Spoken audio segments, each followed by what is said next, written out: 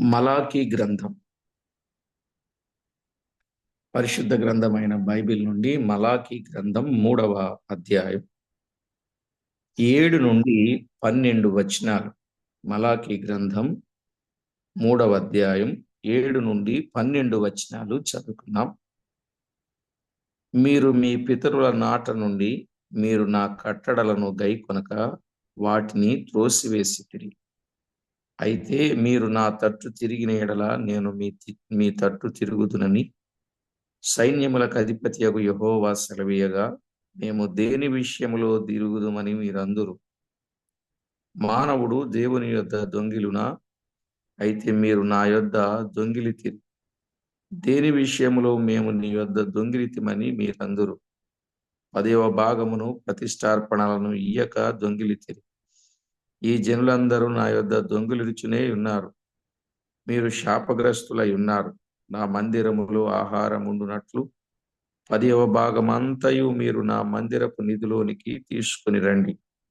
దీని చేసి మీరు నన్ను శోధించిన ఎడల నేను ఆకాశపు వాక్యండ్లను విప్పి పట్టజాలనంత విస్తారముగా దీవెనలు కుమ్మరించెదనని సైన్యములకు అధిపతియగు యెహోవా సెలవిచ్చుచున్నాడు.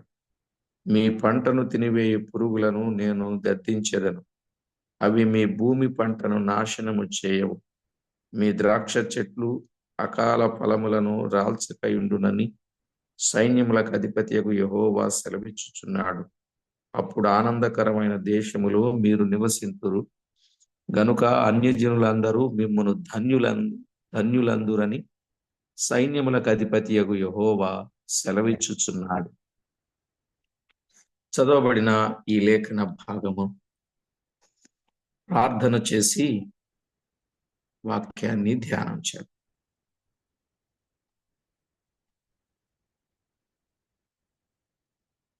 మహాగణుడవైన మా దేవ, మహోన్నతుడవైన మా తండ్రి, మహిమా ప్రభావములకు అర్హుడా, సాటి లేని మా దేవ,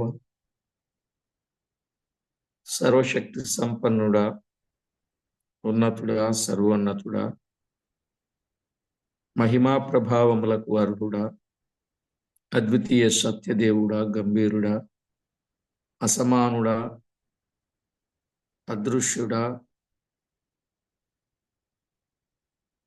మీ ఘననామానికి వందనములు, స్తోత్రములు చెల్లిస్తున్నాం. దేవా, మీ ప్రభావ మహాత్యమును బట్టి మిమ్మును మేమెంతో స్తుతిస్తున్నాం. మిమ్మును మేము కొనియాడుచున్నాం.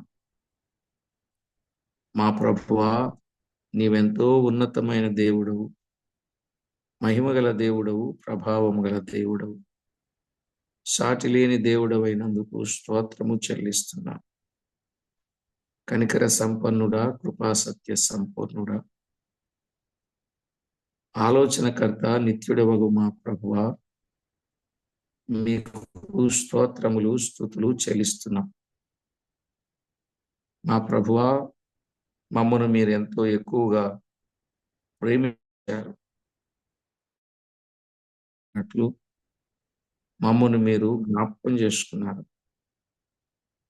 ఏ యోగ్యత లేని మా బ్రతుకులో గొప్ప ఉషోదయాన్ని మీరిచ్చుటకు ఇష్టపడ్డారు.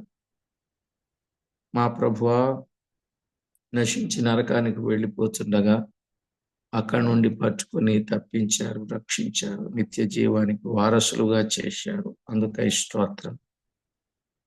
ఇంత చేసిన మీకు మేము ఎలాగునా ఏం చేయాలో మీ లేఖనాల ద్వారా మాతో మాట్లాడుచూ వస్తున్నారు. ఆ చొప్పున ప్రతివారు చేసి మీకు రావలసిన మహిమను ఆపాదించడానికి ప్రతి ఒక్కరిని సిద్ధపరిచి ఘనత పొందుతారని కోరుచు మా ప్రభు అయిన యేసు క్రీస్తు అమూల్యమైన నామమున స్తోత్రము చెల్లించి స్తుతించి ప్రార్థించి మిక్కిలి వినయముగా బ్రతిమలాడి వేడుచూ ఉన్నాం మా పరమ తండ్రి. ఆమేన్. ప్రభునందు ప్రియులారా, మనము చదువుకున్న దైవ గ్రంథములో 7 నుండి 12 వచనాలు అర్పణలను గూర్చి గద్దించుట. 7 నుండి 12 వచనాలలో అర్పణలను గూర్చి గద్దించుట అనేది మనకి కనబడుతుంది.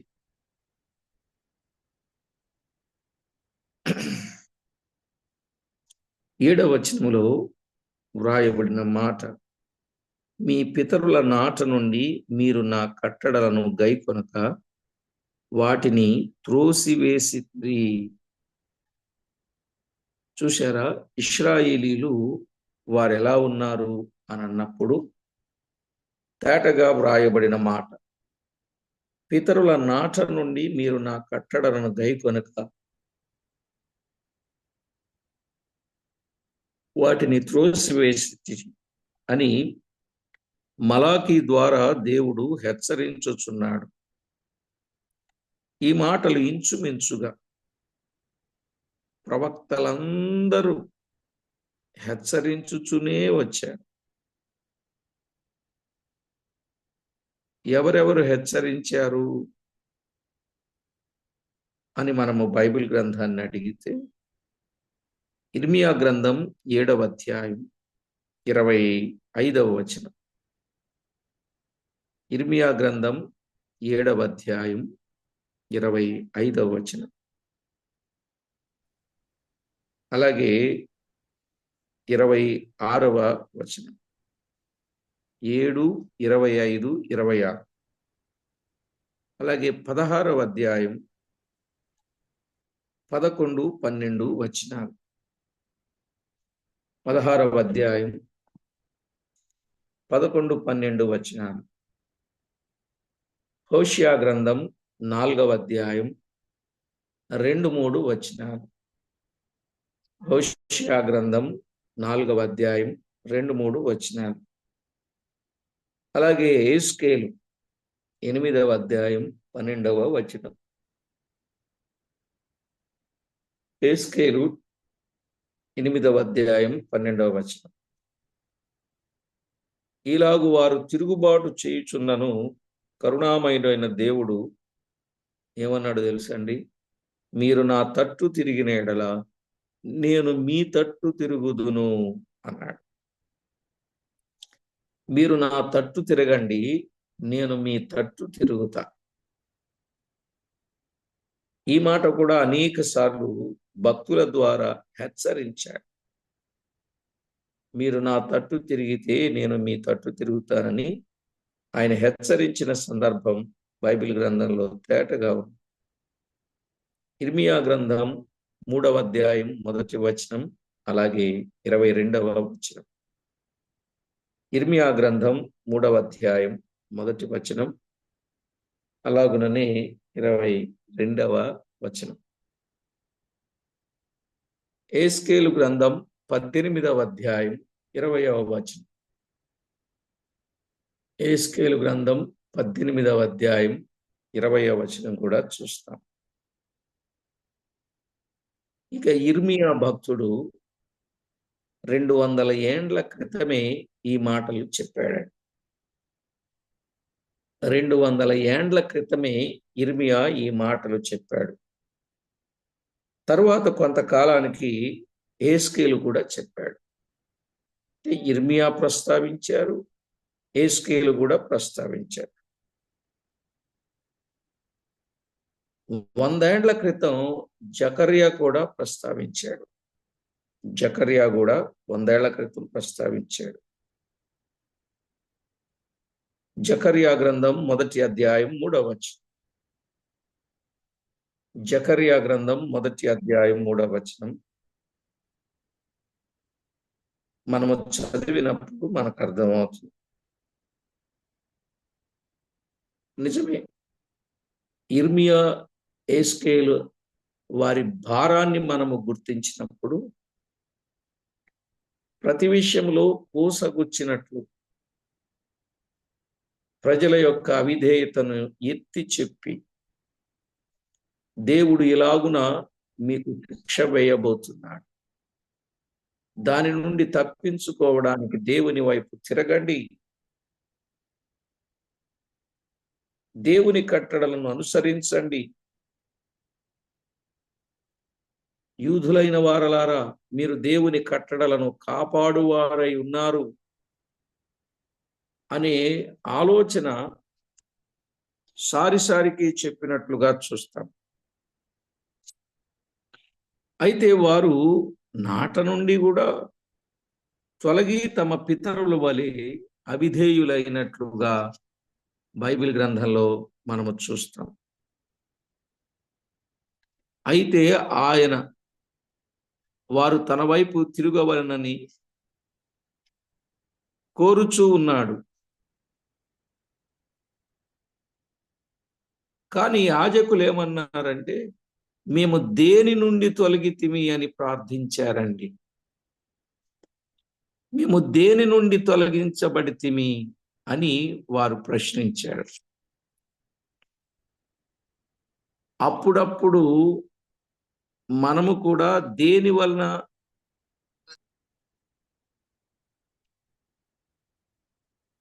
తప్పిపోతున్నామో ఆలోచన చేయం. దేవుని వలన హెచ్చరిక పొందినప్పుడు దాన్ని గమనించక అశ్రద్ధ కూడా చేసేవారంగా ఉంటాం. నిజమా కాదా? అరే తప్పిపోతున్నామే, పలానా విషయంలో పలానా బలహీనతలు మనలో ఉన్నాయే, వాటిని సరి చేసుకుందాం అనే ఆలోచన రాదు. దేవుడు హెచ్చరిస్తానే ఉంటాడు. ఇదిగో నువ్వు కట్టడలను అనుసరించు, శాసనములను గైకొను, విధులను చేపట్టు, ఆజ్ఞకు విధేయుడవు, బద్ధుడవు కా అని అన్నప్పుడు మనుషుడు పట్టించుకోకుండా అశ్రద్ధ చేస్తూ ఉంటారు. ఇక 8వ వచనం, మలాకి గ్రంథం 8వ వచనంలో, దేవుని నామమును బట్టి ప్రవక్త ప్రజలపై దొంగతనము, దైవద్రోహము అను నేరములను ప్రజలపై ఆరోపించుచూ ఉన్నట్లుగా చూస్తాం కదండి. దేవుని నామమును బట్టి ప్రవక్త ప్రజలపై దొంగతనము, దైవద్రోహము అనే నేరాలను ప్రజలపై ఆరోపిస్తున్నాడు. ఏంటది? మానవుడు దేవుని యొద్ద దొంగిలించునా? మానవుడు దేవుని యొద్ద దొంగిలునా? అయితే మీరు నా యొద్ద దొంగిలితిరి. దేని విషయంలో మేము నీ యొద్ద దొంగిలితిమని మీరందరూ అని చెప్పాడు. మానవుడు దేవునికి హింస కలిగించును అని మరి ఒక భాషాంతరం ఉన్నదండి. మానవుడు దేవుని యొద్ద దొంగిలునా అనే మాటకు మానవుడు దేవునికి హింస కలిగించును అని మరి ఒక భాషాంతరం. ఎందుకంటే దేవుని యొద్ద దొంగిలించుట అతి దుష్ట కార్యమై ఉన్నది. దేవుని యొద్ద దొంగిలించుట దుష్ట కార్యం. అయితే ప్రజలు తాము నేరస్తులను కాదన్నట్లు ప్రశ్నిస్తున్నారు. మేము నేరస్తులం కాదు అన్నట్లు ప్రశ్నిస్తున్నారు. దేవునికి ఇవ్వవలసిన గౌరవం, సన్మానం ఇవ్వకుండుట దొంగతనముగా పరిగణింపబడేదండి.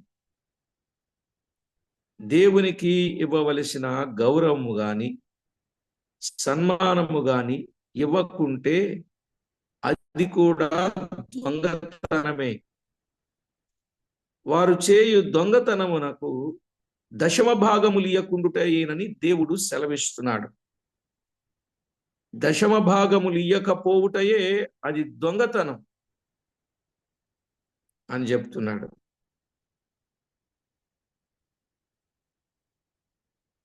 దశమ భాగం అనేది ధర్మశాస్త్రముతో వచ్చినది కాదు. వాళ్ళు ధర్మశాస్త్రాన్ని బాగానే ఫాలో అవుతున్నారు కానీ ధర్మశాస్త్రముతో వచ్చింది కాదు. ధర్మశాస్త్రము ఇవ్వకముందే దశమ భాగము వాడుక ఉన్నది. అర్థమైందండి? దశమ భాగం అనేది ధర్మశాస్త్రమునకు ముందు నుండే వాడుక ఉన్నది. యాకోబు ఏమని మొక్కుకున్నాడు? నేను 5వ వంతు నిశ్చయముగా ఇచ్చేదనని మొక్కుకున్నాడు. ఎవరు? యాకోబు.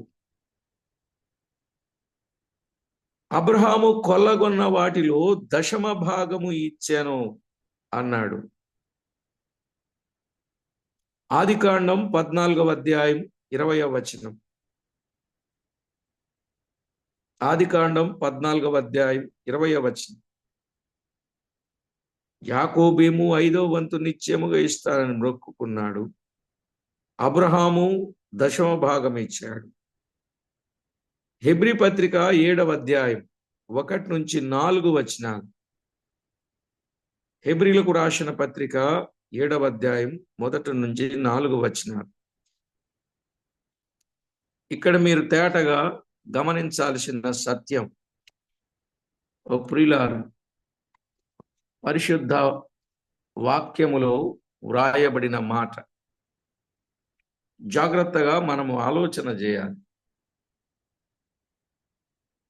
అబ్రహాముకు దేవుడు చెప్పినట్లు ఎక్కడా కనబడదు. దశమ భాగం ఇమ్మని అబ్రహాముకు దేవుడు ఇచ్చినట్లు ఎక్కడైనా కనపడుతుందా? ఎక్కడా కనపడదు. అబ్రహాముకు ముందు నుండే భక్తులు దశమ భాగము దేవునికి ఇచ్చువాడుక చరిత్రలో ఆధారం అయితే ఉంది. చరిత్రలో ఆధారం ఉంది దేవుని సొమ్ము దేవునికి ఇవ్వాలి అని. ఆ మాటే మోషే చెప్పాడు అని కూడా చెప్పాడు.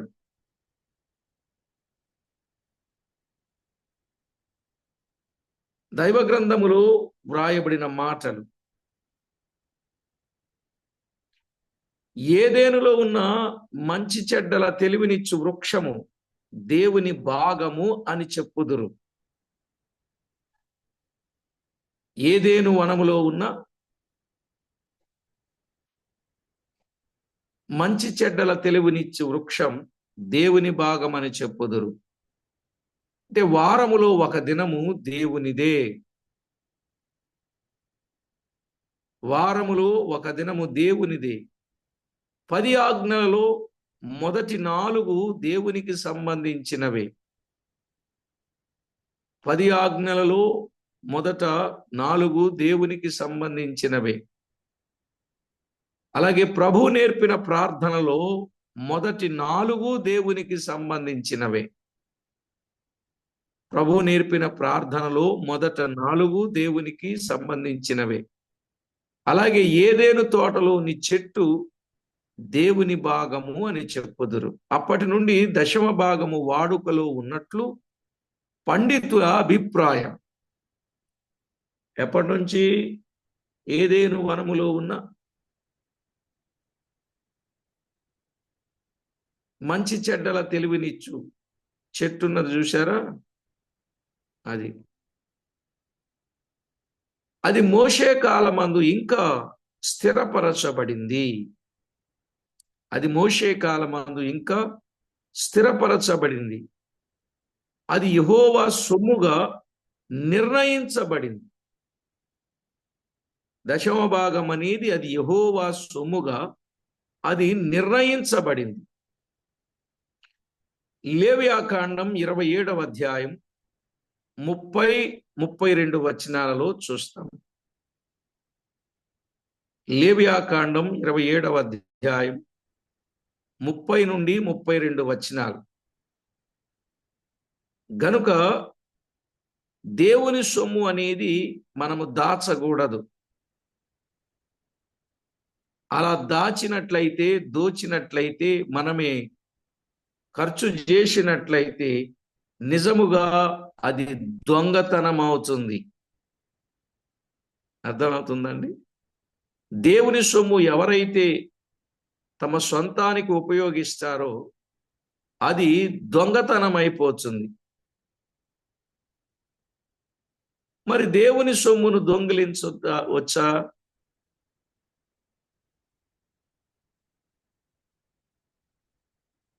మానవుని చేతిలో జేబులో ఉన్నది తీస్తేనే, ఇంటిలో ఉన్నది కన్నం వేస్తేనే దొంగ అంటారు.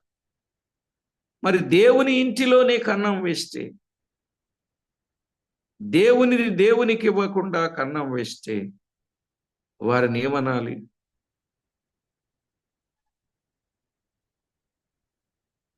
ఇశ్రాయేలు దేవుని భాగము ఇచ్చుటలో వివిధ పద్ధతులు కలవండి. ఇశ్రాయేలు దేవుని భాగము ఇచ్చుటలో వివిధ పద్ధతులు ఉన్నాయి. దశమ భాగములను వాటితో పాటు ఇచ్చే అర్పణలు, ప్రతిష్టార్పణలు కూడా ఇచ్చేవారు. దశమ భాగములే కాదు, ప్రతిష్టార్పణలు కూడా ఇచ్చేవారు. ద్వితీయోపదేశకాండం 12వ అధ్యాయం 17వ వచనం. ద్వితీయోపదేశకాండం 12వ అధ్యాయం 17వ వచనం. వారు సంవత్సరమునకు ఒకసారి దశమ భాగం, 3 సంవత్సరములకు ఒకసారి కూడా దశమ భాగము ఇచ్చేవారు. సంవత్సరానికి ఒక్కసారి దశమ భాగం, 3 సంవత్సరాలకు ఒక్కసారి దశమ భాగం.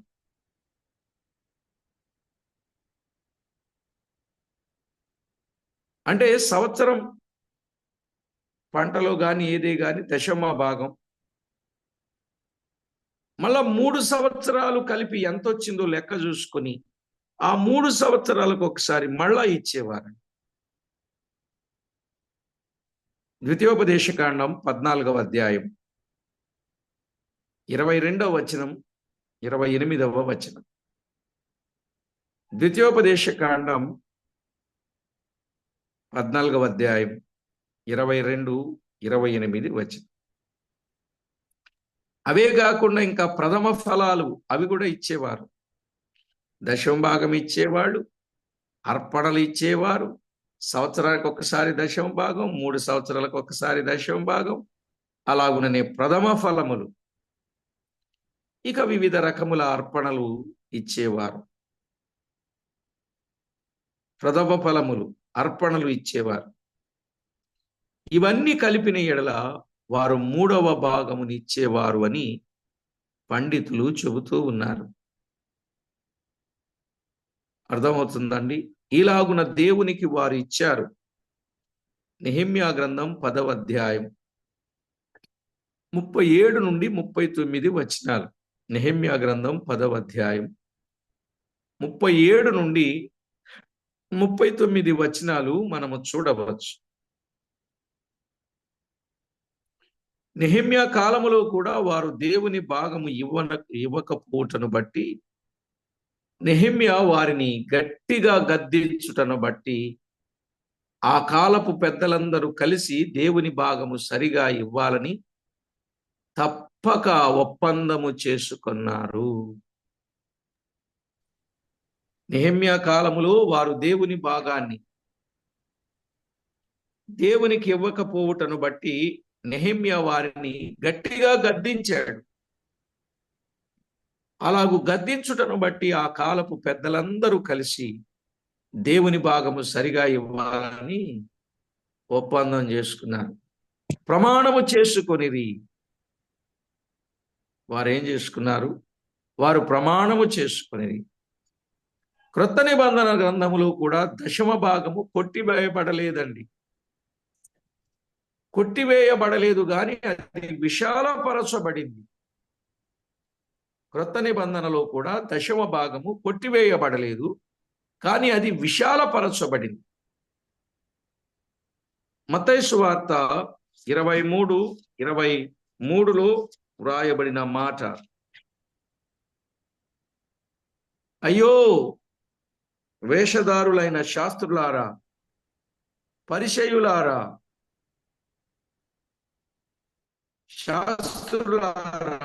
పరిసయ్యులారా, మీరు పుదీనాలోను, సోపులోను, జీలకర్రలోను 10వ వంతు చెల్లించి ధర్మశాస్త్రములో ప్రధానమైన విషయములను అనగా న్యాయమును, కనికరమును, విశ్వాసమును విడిచిపెట్టితిరి. వాటిని మానక వీటిని చేయవలసి ఉండెను. వారేం చేస్తున్నారు? పుదీనాలు, సోపులు, జీలకర్రలు 10వ వంతు చెల్లిస్తున్నారు. అంటే చిన్న చిన్న వాటిలో కూడా 10వ వంతు వారు తెస్తున్నారు. ఏ సరుకు తెచ్చుకున్నా ఆ సరుకులో వారు దశమ భాగాన్ని ఇస్తున్నారు. ధర్మశాస్త్రములో ప్రధానమైన విషయాలు అవేంటి? న్యాయం, కనికరం, విశ్వాసమును విడిచిపెట్టితిరి. ఏం విడిచిపెట్టారు? న్యాయమును విడిచిపెట్టారు, కనికరమును విడిచిపెట్టారు, విశ్వాసమును విడిచిపెట్టారు. వాటిని మానక వీటిని చెయ్యాలి. దశమ భాగములు ఇవ్వాలి, అలాగే వీటిని న్యాయమును, కనికరమును, విశ్వాసమును చూపించాలి అని చెప్పాడు. లూకా కూడా ప్రస్తావించాడు. లూకా సువార్త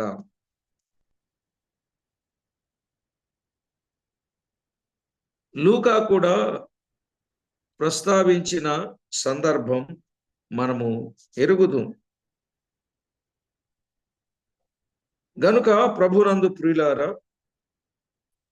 భక్తులు ప్రస్తావించిన విషయాన్ని మనము తప్పకుండా చేయవలసిన వారమై ఉన్నాం. దైవ లేఖనంలో వ్రాయబడిన ఏ విషయాన్ని గాని దేవునికి మహిమకరంగా మనము చేయవలసిన వారమై ఉన్నాం.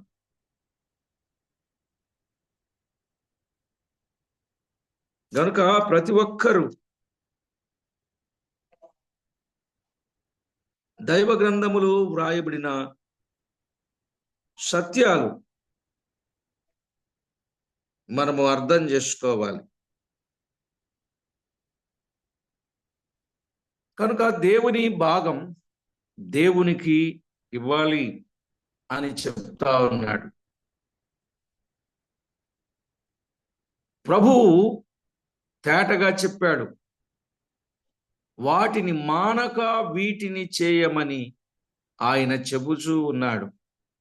వాటిని మానక వీటిని చేయాలి.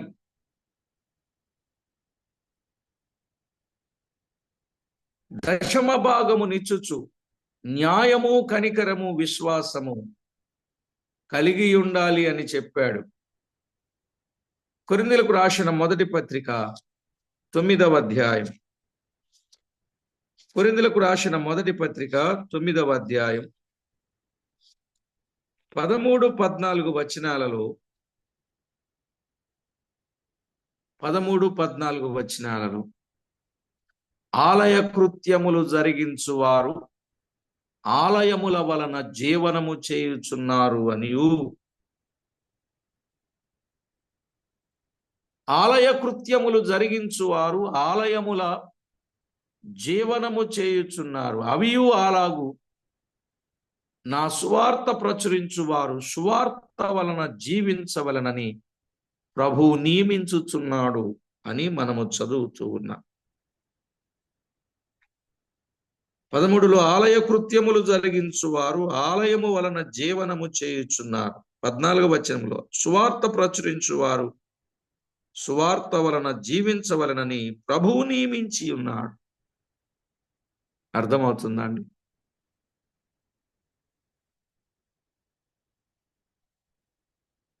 ఆలయ కృత్యములు జరిగించువారు లేవీలైన యాజకులు ఆలయమునకు తీసుకొని వచ్చిన దశమ భాగము వలనని జీవనము చేయుచున్నారు. ఆలయమునకు తీసుకొచ్చిన దశమ భాగము వలన వారు ఏం చేస్తున్నారు? వారు జీవనము చేస్తున్నారు. 18వ అధ్యాయం, సంఖ్యాకాండం 18వ అధ్యాయం 24వ వచనం. 18:24 అయితే ఇశ్రాయేలీలు యెహోవాకు ప్రతిష్టార్పణముగా అర్పించు దశమ భాగములను నేను లేవీలకు స్వాస్యముగా ఇచ్చి తిని. ఇశ్రాయేలీలు యెహోవాకు ప్రతిష్టార్పణముగా అర్పించు దశమ భాగములను నేను లేవీలకు స్వాస్యముగా ఇచ్చి తిని. అందుచేతను వారు ఇశ్రాయేలీల మధ్యను స్వాస్యము సంపాదింపకూడదని వారితో చెప్పి తిని అన్నాడు. ఎంత తేటగా వ్రాయబడిందో చూశారా? కనుక దైవలేఖనములో వ్రాయబడిన ఈ విషయాన్ని మనము తేటగా గుర్తించాలి. దినవృత్తాంతముల 2వ గ్రంథం 31వ అధ్యాయం 10వ వచనం కూడా మనము చదవచ్చు. దినవృత్తాంతముల 2వ గ్రంథం 31వ అధ్యాయం 10వ వచనం. యెహోవా మందిరములోనికి జనులు కానుకలను తెచ్చుట మొదలు పెట్టినప్పటి నుండి మేము సమృద్ధిగా భోజనము చేసినను చాలా మిగులుచున్నది.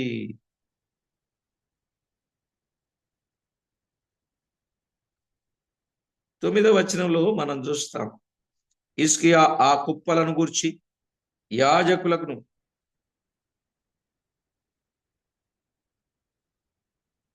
లేవీలను ఆలోచన అడిగినందున సాదోకు సంతతి వాడకు ప్రధాన యాజకుడకు అజర్యా చెప్పిన మాట, ఎలా ఉన్నారయ్యా, మీకు సమృద్ధిగా ఉన్నదా, భోజనం సరిపోతుందా లేదా అన్నట్టుగా హిజ్కియా పట్టించుకొని మాట్లాడుతూ ఉన్నప్పుడు, యెహోవా మందిరములోనికి జనులు కానుకలు తెచ్చుట మొదలు పెట్టినప్పటి నుండి మేము సమృద్ధిగా భోజనము చేసినను చాలా మిగులుచున్నది.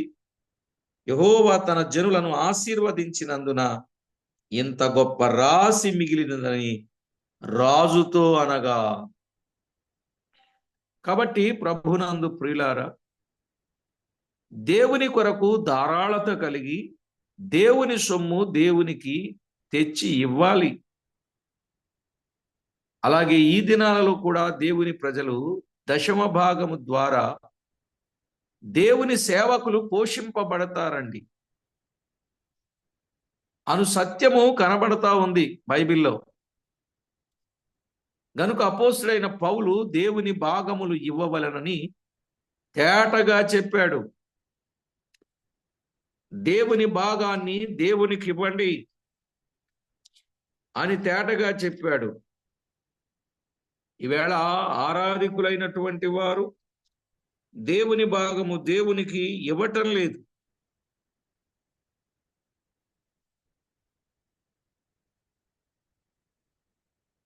ఏడవ అధ్యాయం హెబ్రీ పత్రికలో 8వ వచనం, 7వ అధ్యాయం 8వ వచనం. మరియు లేవి క్రమము చూడగా చావునకు లోనైన వారు 10వ వంతులను పుచ్చుకొనుచున్నారు. అయితే ఈ క్రమము చూడగా జీవించుచున్నాడనే సాక్ష్యము పొందినవాడు పుచ్చుకొనుచున్నాడు. ఈ 7వ అధ్యాయం 8వ వచనములో లేవి క్రమము చూడగా చావునకు లోనైన వారు 10వ వంతులు పుచ్చుకొనుచున్నారు అని చెప్పాడు. అనగా పాత నిబంధన గ్రంథములో అహరోను యాజకులుగా ఉండగా దశమ భాగము పుచ్చుకున్నాడు. అహరోను చనిపోయాక ఎలియాజరు దశమ భాగం పుచ్చుకున్నాడు. ఎలియాజరు చనిపోయాక ఫినెహసు దశమ భాగము పుచ్చుకున్నాడు. అలాగు వారు ఒకరి తర్వాత ఒకరు నిలిచిరి. అయితే ఈ క్రమము ఈ క్రొత్త నిబంధన క్రమం. ఇది చూడగా జీవించుచూ ఉన్నాడు అని సాక్ష్యము చెప్పుకున్నాడు అని చెప్పుచున్నాడు. జీవించుచున్నాడు అంటే సాక్ష్యము పొందిన వాడు క్రీస్తే. ప్రకటన 1:18.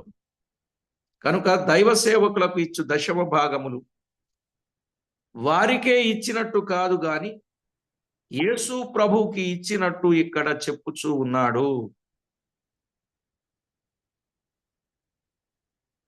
అర్థమైందండి? పాత నిబంధన కాలములో వారికి ఇచ్చారు, వారు అనుభవించారు. క్రొత్త నిబంధన కాలములో దేవునికి తెచ్చి ఇచ్చి దేవుని నామాన్ని ఘనపరచాలి.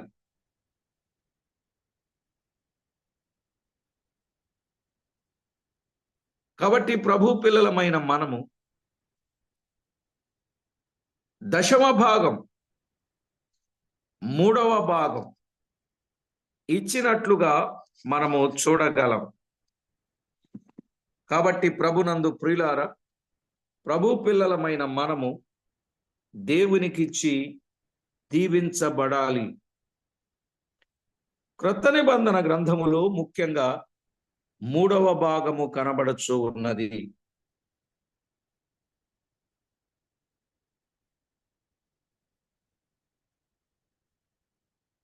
క్రొత్త నిబంధన గ్రంథములో 1 అపోస్తలుల కాలములో ఉన్న దేవుని పిల్లలు ఇచ్చిన పద్ధతులు.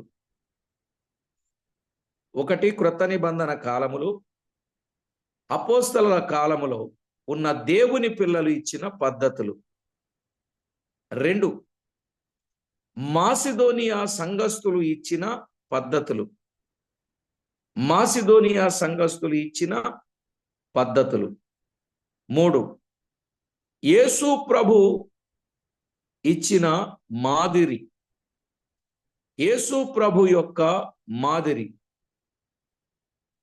క్రొత్త నిబంధనలో ఈ 3 భాగాలు, ఈ ముగ్గురును గూర్చి అపోస్తలుల కాలములో దేవుని పిల్లలు ఇచ్చినటువంటి పద్ధతులు, మాసిదోనియా సంఘము ఇచ్చినటువంటి పద్ధతులు, యేసు ప్రభు యొక్క మాదిరి, ఈ 3 విషయాలు మనము స్పష్టంగా వినాలని. అలా వినినప్పుడు మన జీవితంలో దేవుని కొరకు ఎంతైనా ఇవ్వాలి, ఎలాగైనా ఇవ్వాలి అనేటటువంటి ఒక ఆలోచన వస్తుంది. మీరు బైబిల్ గ్రంథములో ఆలోచన చేసినట్లయితే ప్రియులారా, పరిశుద్ధ గ్రంథమైన బైబిల్ గ్రంథములో మనము ఆలోచన చేసినట్లయితే దేవుని పిల్లలు ఇచ్చినటువంటి ఇది అపోస్తలుల కాలములో దేవుని పిల్లలు ఇచ్చిన పద్ధతులేంటి? అపోస్తలుల కార్యముల గ్రంథం 2వ అధ్యాయం 44, 45 వచనాలు. 44, 45 వచనాలు. ఇదియుగాక వారు తమ చరస్థిరాస్తులను అమ్మి అందరికిని వారి వారి అక్కర కొలది పంచిపెట్టిరి. విశ్వసించిన వారందరూ ఏకముగా కూడి తమకు కలిగినదంతయు సమిష్టిగా ఉంచుకొనిరి. ఇదియుగాక వారు తమ చరస్థిరాస్తులను అమ్మి అందరికిని వారి వారి అక్కర కొలది పంచిపెట్టిరి. ఎంత గొప్ప మాదిరండి. ఇక అపోస్తల కార్యాలు 4వ అధ్యాయంలో 36, 37 వచనాలు. 36, 37 వచనాలు. కుప్రలో పుట్టిన లేవీయుడగు యేసేపు అని ఒకడు ఉండెను. ఇతనికి అపోస్తలులు హెచ్చరిక పుత్రుడు అని అర్థమిచ్చు బర్నబాను పేరు పెట్టి ఉండరి. ఇతడు భూమి గలవాడై ఉండి దానిని అమ్మి దాని వెల తెచ్చి అపోస్తలుల పాదముల యొద్ద పెట్టాను. అపోస్తలుల పాదముల యొద్ద పెట్టెను. ఇది అపోస్తలుల కాలములో దేవుని పిల్లలు ఇచ్చిన పద్ధతులు. వారు చరస్థిరాస్తులను అమ్మి అపోస్తలుల పాదముల యొద్ద పెట్టి ఉన్నట్లుగా చూస్తాం. చరస్థిరాస్తులు, స్థిరాస్తులంటే కదలనివి, చర అంటే చలించేవి, పశువులు గాని, గొర్రెలు గాని, మేకలు గాని మొదలగునవి. అలాంటి వాటిని కూడా వారు అమ్మి అపోస్తలుల పాదముల యొద్ద పెట్టారు. ఇక 2వది మాసిదోనియా సంఘస్థుల మాదిరి. మాసిదోనియా సంఘస్థుల మాదిరి మనము చూసినప్పుడు మనందరికీ గొప్ప పాఠమేనండి. పాఠమే. కొరింథీయులకు రాసిన 2వ పత్రిక 8వ అధ్యాయం. కొరింథీయులకు రాసిన 2వ పత్రిక 8వ అధ్యాయంలో 1 నుండి 5 వచనాలు. సహోదరులారా, మాసిదోనియా సంఘములకు అనుగ్రహింపబడి ఉన్న దేవుని కృపను గూర్చి మీకు తెలియజేయుచున్నాను. ఎలాగనగా వారు బహుశ్రమల వలన పరీక్షింపబడగా అత్యధికముగా సంతోషించిరి, మరియు వారు నిరుపేదలైనను వారి దాతృత్వము బహుగా విస్తరించెను.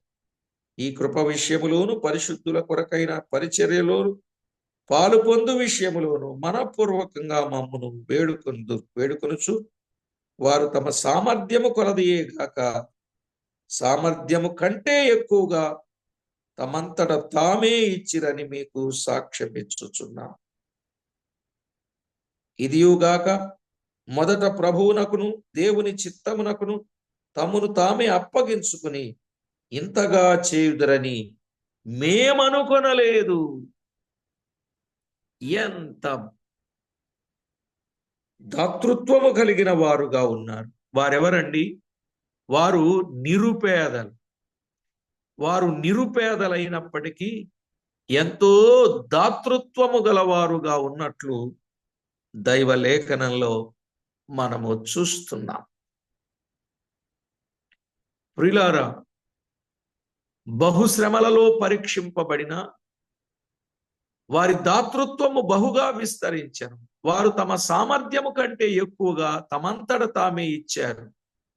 వారు మొదట తమ్మును తాము ప్రభువునకును, రెండవది దైవ సేవకుల కొరకును అప్పగించుకున్నారు. వారి మాదిరిని చూపించి పౌలు కొరింథీయులను ప్రోత్సహించుచూ ఉన్నాడు.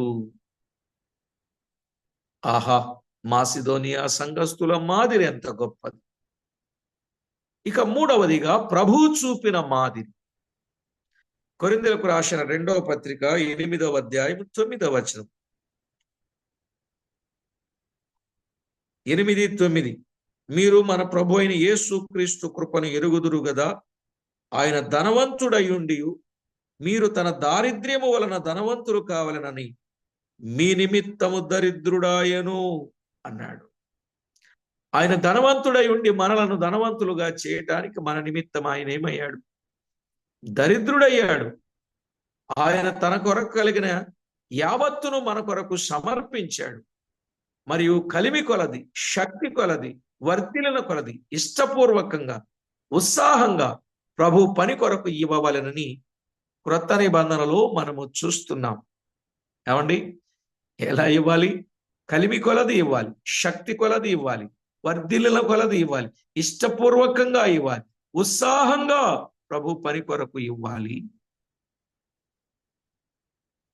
గనుక మనము దేవుని కొరకు ఎంతగా ఇచ్చి ఉన్నామో పరీక్షించుకొని, పై సంగతులను పరిశీలించుకొని ధారాళముగా ఇచ్చుట అత్యంత ఆశీర్వాదకరము. అలాగున ఇచ్చి దేవుణ్ణి ఘనపరచుదాం. ఇక తర్వాత మలాకి కాలములో ఉన్న ప్రజల యొక్క పరిస్థితి ఎట్లా ఉందో మనము తర్వాత పాఠంలో విందాం. ప్రియులారా, అపోస్తలుల కాలములో దేవుని పిల్లలిచ్చిన పద్ధతులు గమనించాలి. మాసిదోనియా సంఘస్థుల మాదిరిని గమనించాలి.